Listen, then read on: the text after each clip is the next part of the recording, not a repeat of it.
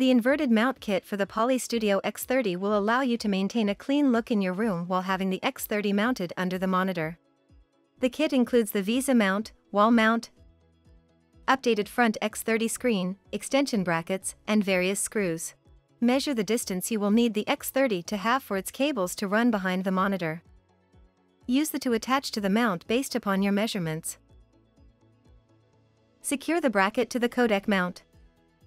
Attach codec mount to the X30 with thumb screw. Properly align the inverted mount brackets with the existing TV mounting brackets and tighten screws to ensure a snug fit. This may take a few minutes to ensure proper alignment.